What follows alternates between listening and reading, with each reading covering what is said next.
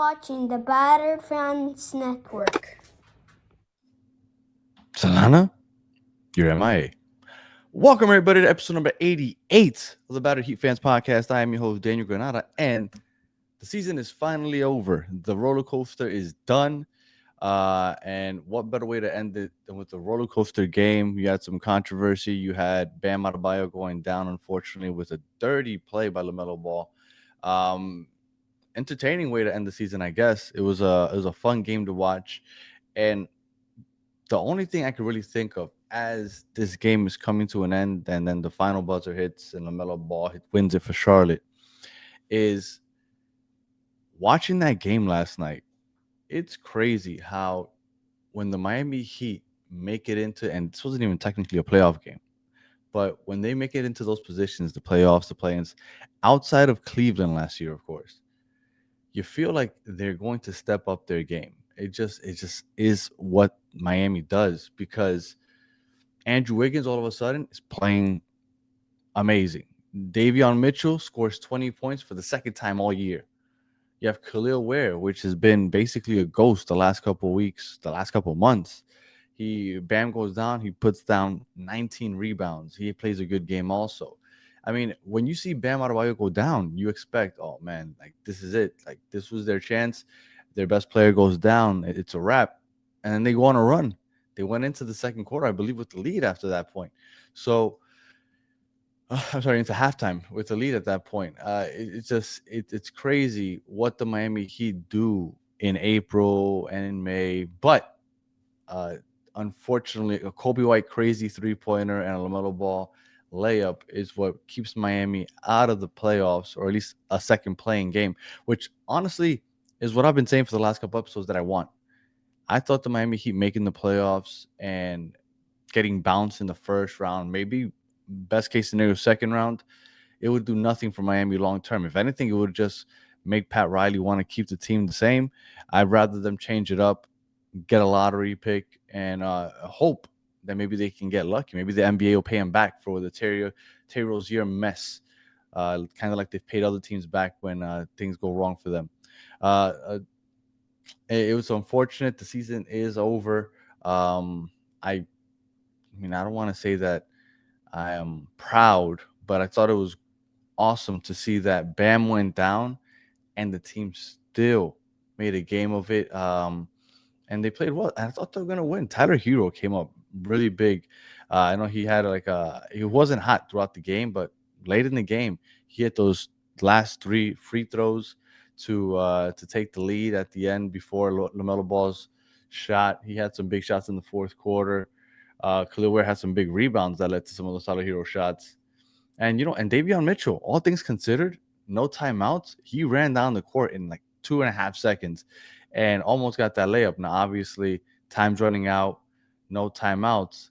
The defenders kind of knew to collapse on him, and it was going to be very difficult for him to make that layup. But he got almost to the rim, so it's unfortunate that things kind of went as they did. And Norman Powell only got 19 minutes yesterday. I mean, he hasn't played much recently because of his injuries, and the season's over. The season's over. Now, what this means moving forward, um, I don't know. I've been saying for a couple years now that Heat culture is a gift and a curse. I love it, and at the same time, I think that people get comfortable because they think that they can just do what they almost did today, right? Because today it felt like, oh my God, they're gonna win this game. And then what if they win the play-in? And all of a sudden you're like, oh man, the Detroit Pistons. I mean, the Detroit Pistons are way better than the Miami Heat, but it's still a young team. They've never been in a position where they are the better team than their opponent in the playoffs. Maybe the Miami Heat, with their experience, can do. And you start, well, at least me, I started like mentally thinking, like, man, what if they do make a run? Again, I knew it was very minimal chance that that ever happens. But you start thinking those things, and I was like, you know what? Let's get this done with now. Let's get eliminated now because we want the lottery pick. That's what's going to be best for the team in the long run. The last time they had a lottery pick was Bam Adebayo. Like that was a good pick. The most important player in franchise history. Guess what? That was a lottery pick, Dwayne Wade. So those picks matter. Those picks can be franchise changing, and And obviously, the odds are going to be the smallest for the Miami Heat and whatever other playing team gets knocked out. But I'd rather roll the dice with that than go ahead and make a little run here in the playoffs and get our ass kicked in the first or second round. But again, very entertaining game. Andrew Wiggins, again, played one hell of a game. He was just awesome again. He got like back to back blocks at one point. It felt, no, was it him? No, Khalil Ware. I'm sorry. He had back to back blocks at one point. Um, Khalil Ware played great. He had 6 offensive rebounds. It was just a solid performance from everybody. And despite the fact that Bam Adebayo went down so early, and he was 3 for 3 when he went down. It looked like he was going to dominate that game. Um, and the Charlotte Hornets, they shot poorly. They missed, how many 3 pointers did they miss? They missed almost 40 3 pointers. They missed 38 3 pointers. They took 56 and only made 18. So they weren't shooting great either. Like the Miami Heat had this game. Uh, but again, it slipped away. But honestly, I think it's for the best for the Miami Heat. And now we can get to the LaMelo Ball controversy. I don't even know if it's a controversy. It was just dirty. LaMelo Ball, for some reason, when he gets blocked by Fontecchio, he falls on his back. He sees Bam Adebayo jump up, and then he swings out and grabs him by the ankle, makes Bam fall on his behind, and I guess hurt his tailbone. Bam is ruled out for the rest of the game.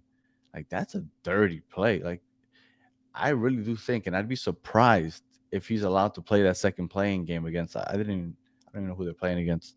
But I'd be surprised if they let him play because that was a really, really dirty play.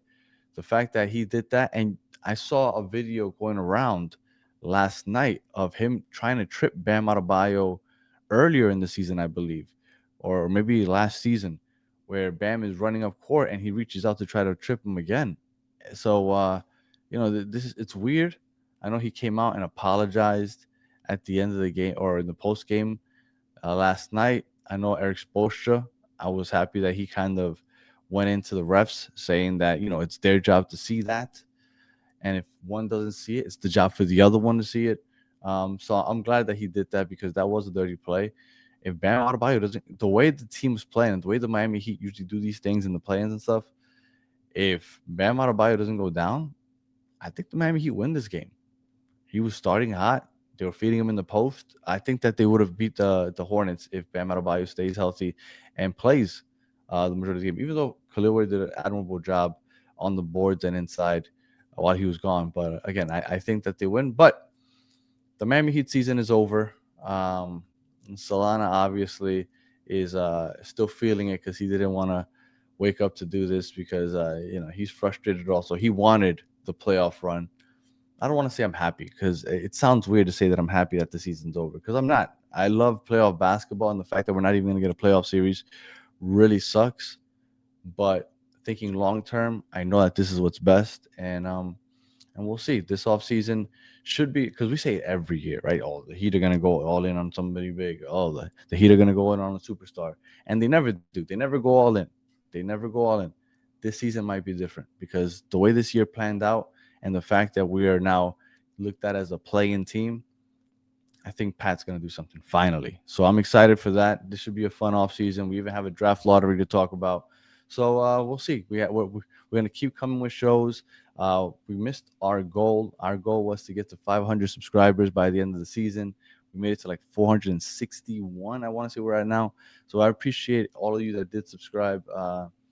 But we're gonna keep rocking and rolling during the off season. It won't be as many times as we do. We're doing 3 or 4 shows a week.